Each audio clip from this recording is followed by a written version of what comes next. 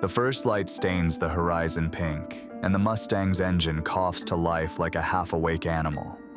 The parking lot behind us is a graveyard of empty spaces and broken glass. I watch Owen fumble with the aux cord, his ancient camo jacket bunched at the elbows, and I can't help myself. "You know that thing's older than the car, right?" I say, nodding at his jacket. "Pretty sure it's a biohazard by now." He grins, eyes crinkling. Says the guy who packed 2 shirts and a single granola bar for a week in the desert. "You're gonna be the first missing person, not me." The car fills with the staccato beat of classic rock, some forgotten anthem from our middle school playlist. The wind slips through the cracked window, carrying the dry, electric tang of summer. We trade barbs, about the time I got us lost in the woods, about Owen's disastrous attempts at campfire cooking. Each joke a thread in the tapestry of a friendship that's outlasted bad breakups, worse road trips, and the kind of secrets you only confess under starlight. I glance at him, and for a moment, I'm 14 again, laughing until my ribs ache. The world's still simple and safe, but the desert is never safe. Not really. We hit the highway just as the sun claws its way up, painting the mesas in bruised gold. The miles slide by, the landscape flattening into something ancient and endless. I lean out the window, camera in hand, trying to catch the way the light fractures on the rocks. Every photo comes back wrong. In the corner of each frame, a black silhouette flickers, shapeless, pulsing like a TV losing signal. I blame the dust on the lens, but my hands shake as I wipe it clean. Owen's voice cuts through my thoughts. "You ever wonder if we're just driving in circles out here?" I laugh, but it's thin. "Only when you're navigating." He doesn't smile. "No, I mean..." He stops, staring at the road ahead. A billboard looms, peeling paint and sun-bleached wood. "Welcome to Coyote Springs," it blinks. Then, as we pass, the words flicker. "Beware the quiet ones." I twist in my seat, watching it vanish behind us. We pass it again. Same billboard, same warning. My stomach knots. "Didn't we?" "Shortcuts," Owen says, too calm. "Desert's full of them." I try to shake it off. I tell a story about our old chemistry teacher, the one who set his sleeve on fire during a demo. Owen interrupts, correcting every detail, even quoting lines I never said. His voice is flat, rehearsed. For the first time, I feel cold, despite the heat. We pull off the road, dust swirling around the tires, and set up camp near a fence tangled with barbed wire and faded Navajo "no trespassing" signs. The air tastes of iron and sage. Owen builds a fire with practiced hands, humming a lullaby I don't recognize. I watch the flames dance, hypnotic and hungry. He drifts to sleep, face slack in the firelight. I sit alone, listening. The wind carries voices, low chanting, half Navajo, half static, threading through the darkness. My skin prickles. I close my eyes, but the sound burrows deeper, a warning I can't translate. When I wake, the fire is ash, and Owen is gone. Panic claws at my chest. I stumble into the pre-dawn, following footprints along a narrow red dust trail. The world feels stretched, unreal. I find him curled in the tent, breathing slow, as if he never left. I want to believe it was a dream. We pack in silence. At the gas station, a man with a face like weathered leather leans from the shadows, his eyes catching the flicker of my panic. "You think that's your buddy?" he rasps. "Call it out, and it kills. Wait too long, it's already eating your bones." I stare at Owen, who grins. Too wide, too bright. The tent lamp flickers. My heart hammers against my ribs. This trip was supposed to be a reunion. Now, every mile feels like a dare. How long before I forget which of us is real? The desert sun is a blade, slicing away the last remnants of night and any hope I had that things would reset with daylight. Owen's silhouette glows gold in the driver's seat, but I can't shake the memory of the gas station attendant's warning, his words gnawing at the back of my mind like a splinter I can't dig out. We drive in silence for a while, the Mustang's tires chewing up the cracked asphalt. I watch the horizon shimmer, heat waves warping the world, and wonder if I'm already hallucinating. I test him, subtle at first, turning up the radio to our old favorite, Radar Love, waiting for him to belt out the chorus off-key like he always did. He doesn't. He just taps the steering wheel, eyes fixed ahead, lips pressed thin. I try again. "Hey, O-Dog," I say, using the nickname that's been ours since Little League. "Remember when Coach Martinez caught you sneaking hot dogs in the outfield?" Owen glances at me, polite, distant. "Nice to meet you, Reed." My heart stutters. I laugh, too loud, pretending it's a joke, but my hands are slick on my knees.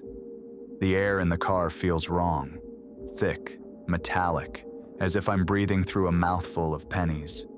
We pull off at a trading post, a sagging relic from another century.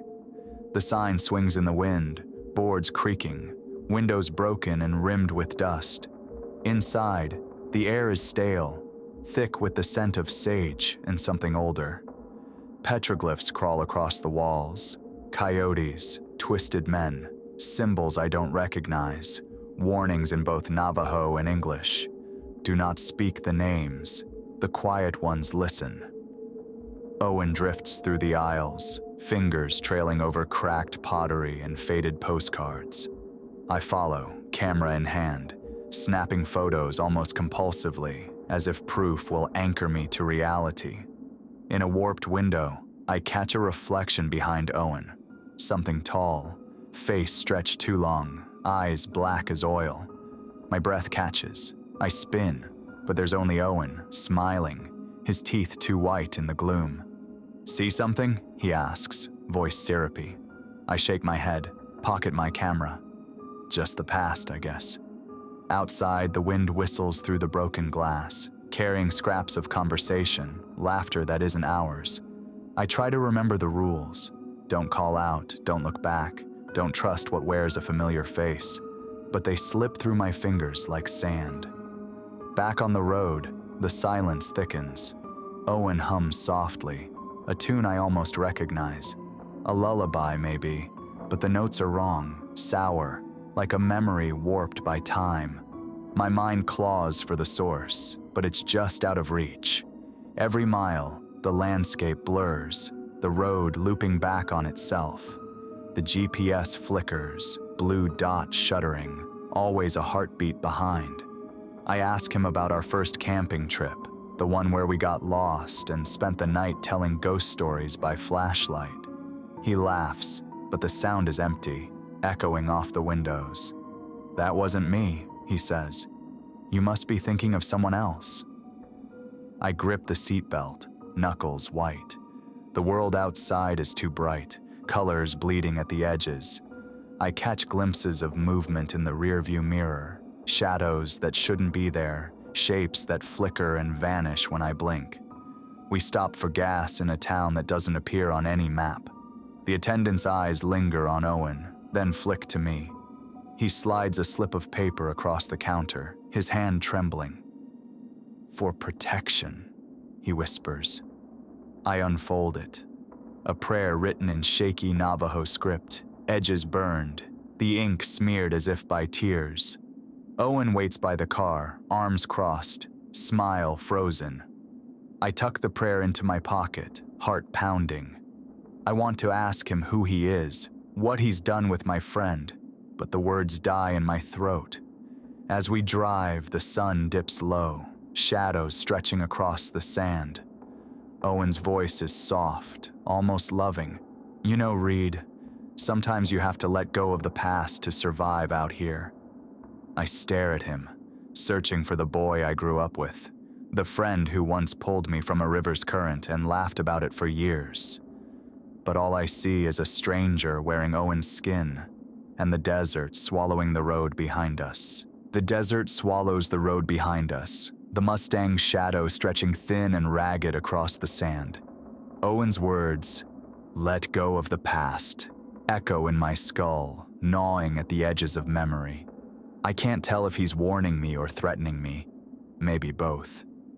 The GPS on my phone flickers, the blue dot pulsing like a sick heartbeat. We're supposed to be heading north, but the map reroutes itself, the route twisting, then snapping to a new destination, an abandoned uranium mine, miles off any marked road. I don't remember entering the address. The screen glitches, the mine's name stuttering in and out of focus, letters rearranging themselves into something I can't read. Owen's hands grip the wheel, knuckles pale. "Shortcut," he says, voice flat. "Faster this way." I want to protest, to demand we turn around, but my tongue feels heavy, glued to the roof of my mouth. The world outside the window blurs, the landscape flattening into a wasteland of red dust and broken stone. The only sound is the engine's low growl and the sickly hum of static from the radio. We reach the mine at noon, the sun a white-hot coin overhead. The entrance yawns before us, a mouth rimmed with rusted rails and warning signs scrawled in English and Navajo. Eishji bitud nadeu. I don't know the words, but the shape of them feels like a curse. Someone spray-painted a crude figure on the rocks, long arms, no face, mouth stretched wide. Owen kills the engine. The silence is absolute, broken only by the crunch of gravel under our boots. I flick on my headlamp, the beam slicing through the dark. The tunnel breathes cold air, thick with the scent of metal and rot. My chest tightens. I remember the prayer in my pocket, the paper now damp with sweat. We step inside. The world narrows to a circle of light, walls closing in. My flashlight flickers, then steadies. Owen's footsteps echo behind me, but sometimes they sound too close, sometimes too far. I call his name, and his voice answers. But it's wrong, the echo arriving before the words. Deeper in, the air grows colder. The walls are scratched with desperate messages. "Don't look back. It remembers. Skin is a lie." My breath fogs in the beam. I hear something scraping along the rock, claws or nails or something worse. "Owen?" I whisper. His voice comes from the darkness ahead, too calm. "Right here, Reed. Keep going." A gust of wind snuffs my torch. Panic claws at me. I fumble for my phone, the screen a weak blue glow. Something moves in the black, a shape, impossibly tall, mouth split open into a grin lined with too many teeth. My headlamp flickers back to life, catching the creature's face for a heartbeat. A blank mask, eyes like pits, jaw unhinged. Then the light dies again, and I'm blind. I run. The tunnel twists, the walls closing in, the air thick with the stench of ozone and decay. I hear Owen's voice behind me, pleading, angry, then laughing. My own name bounces off the stone, warped and unfamiliar. I burst into daylight, lungs burning. Owen is already at the car, leaning against the hood, his face shadowed beneath his cap. He looks up, eyes wild, and slams the car door on my hand as I reach for him. Pain explodes up my arm, white hot. "We should never have come here," he snarls, voice layered, his and something else, something ancient and hungry. I stagger back, clutching my hand. The world tilts, the sky spinning overhead. Owen, or the thing wearing Owen, stares at me, breathing hard. For a moment his eyes clear, and I see fear, real and raw. "Reed," he whispers, voice cracking. "Don't trust." Then his face twists, the mask snapping back into place. He climbs into the car, slamming the door. I follow, numb, the pain in my hand grounding me in the only reality I have left. We drive in silence, the mind shrinking in the rear view. But I know we didn't leave anything behind. Not really. Every mile I feel it. Something riding with us, wearing Owen's skin, learning how to be him. The sun dips low, the world bleeding into dusk. I clutch the steering wheel, knuckles white, and wonder if I'm already forgetting who I am. Night falls like a shroud, swallowing the desert in velvet black. The Mustang's headlights carve a narrow path through the emptiness, but I can't shake the feeling that the darkness is pressing in, hungry, waiting for us to stop. My hand throbs where Owen, or whatever wears his face, slammed it in the car door, the ache a dull, grounding thrum. I flex my fingers, watching the bruises bloom purple and blue beneath the skin, proof that pain is still real, that I am still here. We pull into a roadside motel, its neon sign buzzing and flickering, casting sickly pink light over the cracked parking lot. The place looks abandoned, but a single bulb glows behind the front desk, and a key dangles from a hook, waiting for us. Owen grabs it without a word, his movements jerky, almost mechanical. I trail behind, suitcase in my good hand, heart pounding against my ribs. Inside, the room smells of bleach and old cigarettes. The carpet is stained, the wallpaper peeling in long, curling strips. I bolt the deadbolt, then the chain, then shove a chair under the handle for good measure. Owen drops his bag on the second bed and sits, staring at the blank TV screen. For a moment, his reflection flickers in the glass, his face smooth and featureless, a pale oval with no eyes, no mouth. I blink, and it's gone. I dig out my GoPro, hands shaking. I need proof, something to tether me to reality. I scroll through the footage, Owen laughing in the sunlight, the desert stretching behind us, the two of us singing along to the radio. But the frames stutter, glitch, and in the gaps, I see it. The Skinwalker's head, blank and shifting, blooming over Owen's face like a tumor. It lingers in the static, mouth yawning open, then vanishes with a burst of white noise. I rewind, replay, but the footage is never the same twice. Sometimes it's Owen, sometimes it's the thing, sometimes it's me, my own face melting into digital static, eyes hollow and black. A knock jolts me upright.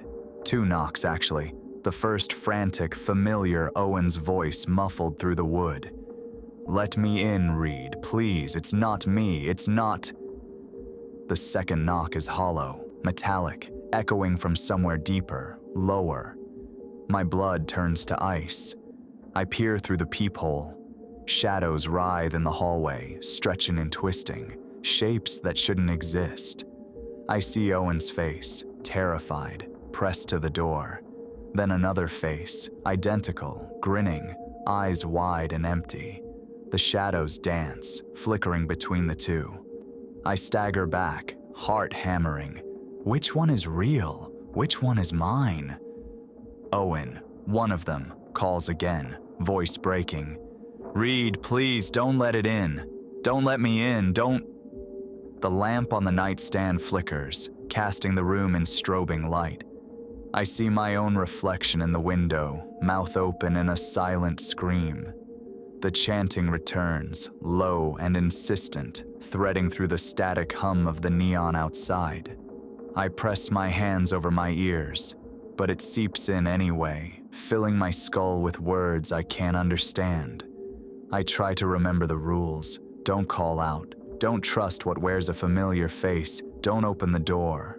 But the rules feel slippery, unreliable, like everything else out here. The knocks stop. Silence settles, thick and suffocating. I crawl into bed, clutching the GoPro to my chest, and stare at the ceiling, waiting for dawn. Sleep comes in fits and starts, dreams of endless hallways, doors that open onto blackness, Owen's face splitting open to reveal a mouth lined with teeth, chanting my name. I wake to the sound of water running. Owen stands in the bathroom, head bowed, hands cupped beneath the faucet. His reflection in the mirror is wrong, too tall, arms too long, mouth stretched in a soundless scream. I blink, and it's just Owen, wiping his face with a towel. "Rough night?" he asks, voice flat. I nod, unable to speak. My throat is raw, my mind fraying at the edges. We pack in silence, the motel room closing around us like a tomb. As we leave, I catch a glimpse of myself in the cracked hallway mirror. My eyes are too dark, my smile too wide. For a moment, I wonder if I've already been replaced, if the Skinwalker is wearing my skin, driving my body, speaking with my voice. Outside, the sun rises, painting the world in blood and gold. The road ahead is empty, stretching toward the canyon. I grip the steering wheel, knuckles white, and pray that I'll recognize myself at the end of this journey. The sun is a bleeding wound on the horizon as we drive, headlights off toward the canyon's edge. The silence between us is a living thing, heavy, taut, and hungry. I keep glancing at Owen, searching for some flicker of the friend I knew, but all I see is a mask stretched too tight over shifting features. His hands rest on his knees, fingers twitching in time with a rhythm I can't hear. The world narrows as we approach Horseshoe Bend. The Colorado River glimmers far below, black and glassy, coiling through the stone like a vein. The wind rises, carrying the scent of sage and dust, and something else. Coppery, electric, like the air before a storm. My skin prickles. The GoPro is a dead weight in my pocket, the footage inside more curse than proof. We park at the overlook, the Mustang's engine ticking as it cools. Owen steps out first, moving with an animal grace that makes my stomach twist. I follow, clutching the slip of paper from the trading post, the prayer, the last rule I have left. The words are smudged, half erased by sweat and fear, but I force myself to read them, voice trembling. Shi e do nihiji igi ta ajiwiu. The wind hushes, as if the canyon itself is listening.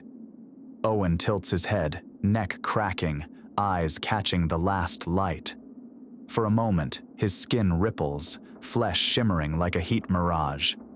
I see something beneath, bones too long, a grin that splits his face from ear to ear. He steps closer, voice soft, coaxing. "You don't have to be afraid, Reed. I remember everything. Your first broken bone. The way you cried when your dog died. The secret you told me at camp. The one you never told anyone else. I can be him. I can be better." My heart pounds. I back away until my heels scrape the edge of the overlook. Nothing but air and darkness behind me. I draw the revolver from my bag, my grandfather's, heavy and cold. My hand shakes so hard I nearly drop it. Owen's face glitches, pixels crawling across his cheeks, eyes flickering between black pits and the warm brown I remember. "You don't want to lose him again, do you?" he whispers. "Let me stay. Let me be him. I can make you forget all the pain." I want to believe him. God, I want to. But the memory of the mine, the motel, the chanting, the way my own reflection flickered and warped, I know what's at stake. If I accept this thing, if I let it wear Owen's face, I lose everything that made him real. I lose myself. He steps closer, arms open, smile stretching wider and wider, splitting his cheeks. "Just say yes. Just let me in." I aim the revolver at his chest, finger trembling on the trigger. My mind races. Kill him, kill myself, run, pray, scream. Every option tastes like ash. "Please," I whisper, tears burning my eyes. "If you're still in there, Owen, give me a sign. Anything." For a heartbeat, his face softens. I see terror, pleading, the boy I grew up with clawing at the inside of his own skin. Then the Skinwalker surges forward, voice a chorus of all my memories, all my fears. "You already broke the rules, Reed. It hisses, "Now you belong to me." The wind howls, the canyon echoing with the sound of 1,000 voices, mine, Owen's, strangers I've never met. The world fractures, reality bending around us. The revolver is an anchor in my hand, the only thing that feels real. I have to choose. Kill my best friend and hope it's enough. Kill myself and deny the creature its prize. Or do nothing and let it consume us both. The sun slips below the horizon, and the canyon is swallowed by shadow. My finger tightens on the trigger. I make my choice. Moonlight pours over the canyon, silver and cold, sharpening every shadow to a knife's edge. My finger hovers on the trigger, sweat slicking the grip of the revolver. Owen, no, the Skinwalker, stands before me, arms outstretched, smile splitting his face like a wound. The air is thick with the scent of blood and ozone, the chanting from my dreams now a living thing, winding through the rocks and coiling around my heart. I lower the gun, not out of mercy, but because I remember the rules, the ones whispered in the trading post, scrawled on the mine walls, pressed into my palm by the trembling gas station attendant. Don't call it out. Don't trust the face. Bind it with blood. The last rule, the one I haven't broken yet. My hands shake as I dig into my pocket, fingers closing around the old silver pocket knife I've carried since childhood. Owen's eyes track my every move, pupils dilated, mouth twitching with anticipation. I flick the blade open, the metal catching the moonlight. My breath comes shallow, chest tight.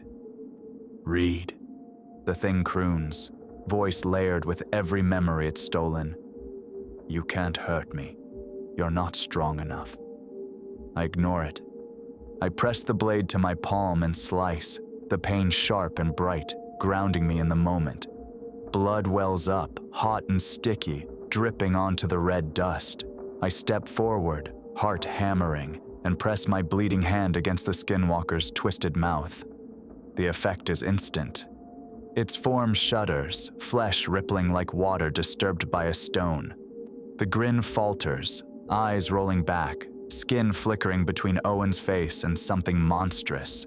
Jaws unhinged, bone and static, a digital glitch stuttering through reality. The chanting rises, louder, urgent, as if the canyon itself is screaming. My blood hisses on its skin, burning like acid. The Skinwalker howls, a sound that's not human, not animal, but something older, deeper. For a heartbeat, I see Owen's real eyes beneath the horror mask, wide, terrified, pleading. He mouths my name, voice lost in the cacophony. I grip his shoulders, forcing myself to look past the shifting faces, the flickering illusions. "Owen, fight it! You're stronger than this!" The creature convulses, body collapsing in on itself, limbs twisting at impossible angles. It claws at my hand, desperate to break free, but I hold on, blood smearing across its face, binding us together. The pain is excruciating, white hot, but I welcome it. It means I'm still alive, still myself. The wind howls, whipping dust and grit into my eyes. The moon disappears behind a cloud, plunging us into darkness. The Skinwalker's form unravels, dissolving into a swirl of static and shadow. It shrieks, a sound that echoes off the canyon walls, rattling my bones. Then, silence. I collapse to my knees, chest heaving, blood dripping onto the ground. Before me lies a husk, human-shaped, empty, skin pale and slack. I crawl forward, heart in my throat, and roll the body over. Owen's face stares up at me, eyes closed, lips parted in a silent plea. For a moment, I think he's dead. Then his chest rises, shallow, weak. His eyes flutter open, confusion and pain flickering across his features. "Reed?" he whispers, voice ragged. I choke back a sob, pressing my bloody hand to his cheek. "I'm here. You're safe. You're you." He shudders, tears streaming down his face. It was inside me. I couldn't stop it. I pull him close, holding him as the moon re-emerges, bathing us in cold light. The chanting fades, replaced by the distant rush of the river far below. For the first time in days, I feel something like hope. But even as I cradle Owen's trembling body, I can't shake the feeling that something is still watching, waiting. The canyon is too quiet, the shadows too deep. I glance at the Mustang, parked at the overlook, its headlights reflecting a grin that isn't mine. The ritual is done. The Skinwalker is gone. But the rules were never meant to save us, only to keep the horror at bay for a little while longer. I help Owen to his feet, our hands sticky with blood, and we stumble back to the car. The night air is sharp, every breath a reminder that we're still alive. But as we drive away, I catch a glimpse of myself in the rearview mirror. My eyes are too dark, my smile too wide. The question gnaws at me. Did I save Owen, or did I just trade one mask for another? Dawn breaks over the canyon, a thin blade of light slicing through the shadows. The Mustang sits at the overlook, dew beating on the hood, the engine ticking softly as if it's been running all night. My hands are sticky with dried blood, the cut on my palm throbbing with each heartbeat, a reminder of the ritual, of the price. Owen leans against the guardrail, face pale, eyes hollow. He hasn't spoken since the Skinwalker collapsed, hasn't looked at me except in brief, haunted glances. I want to reach for him, to say something that will stitch us back together, but every word feels brittle, liable to shatter if spoken aloud. We stand in silence, the wind tugging at our clothes, the world impossibly wide and empty. I watch the river below, black and slow, carving its endless path through the stone. The chanting is gone, but in its absence, I hear something worse, the echo of my own thoughts, looping and fraying at the edges. Did I save Owen, or did I just give the thing a new shape to wear? Did the ritual bind it, or did it bind us to something deeper, older, hungry? Owen finally moves, brushing past me to the car. He slides into the passenger seat, head bowed, hands folded in his lap. I follow, settling behind the wheel, the familiar creak of the leather grounding me. For a moment, it feels almost normal. Two friends on the road, the past a distant country. But the silence is wrong, too heavy, too final. I start the engine.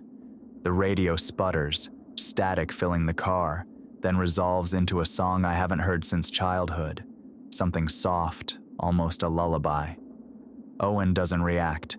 His reflection in the windshield is blurred, features indistinct, as if the glass can't decide who he is. We drive.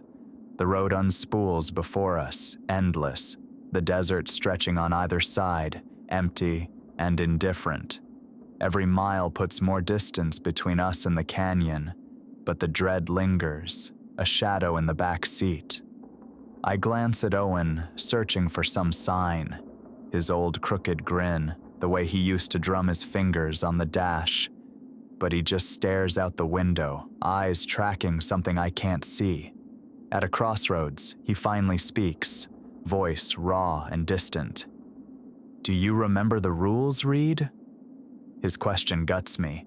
I nod, unable to trust my voice. He turns to me, and for a moment, his face is his own, tired, scared, but real. What if the rules were never meant to save us? What if they're just bait? I don't answer. I can't. The truth is a splinter, working its way deeper every time I try to pull it free. We stop at a diner on the edge of nowhere, the kind of place where time seems to pool and stagnate. The waitress brings coffee, her eyes lingering on the bandage around my hand, the blood beneath my fingernails. Owen excuses himself to the bathroom. I watch him go, heart pounding, half expecting him to vanish, to return with a stranger's face. He doesn't come back. Minutes stretch, then hours. The waitress refills my cup, her smile brittle. I check the bathroom, empty, the window open, curtains fluttering in the morning breeze. Owen's bag sits in the booth, untouched. I stagger outside, blinking in the harsh sunlight. The Mustang waits, engine idling, passenger seat empty. I slide behind the wheel, pulse racing. The seatbelt is still warm, the ghost of Owen's presence lingering in the fabric. I drive, miles blurring past, the world flattening into a smear of color and sound. Every reflective surface, rearview mirror, shop window, puddle of rain, betrays a flicker, a flash of the Skinwalker's grin, gone before I can focus. My memories unravel, moments with Owen blurring at the edges, details shifting, faces melting into static. I wonder if I'm still me, or if the creature found a way in after all. Did the ritual save us, or just mark us as its own? Is Owen out there, lost and wandering, or did I doom him with my blood and my faith in rules I never understood? The highway stretches ahead, endless, the horizon always just out of reach. I drive because I don't know what else to do, because stopping feels like surrender, because every mile is a question, and I'm afraid of the answer. In the mirror, for a heartbeat, I see Owen's face, smiling, gentle, familiar. Then it splits, jaws widening, eyes black as midnight. I blink, and it's just me, hollow-eyed and lost. The road goes on. The sun climbs higher. The quiet ones are silent for now. But in every shadow, every reflection, I feel them waiting, hungry, patient, wearing the faces of the ones I love.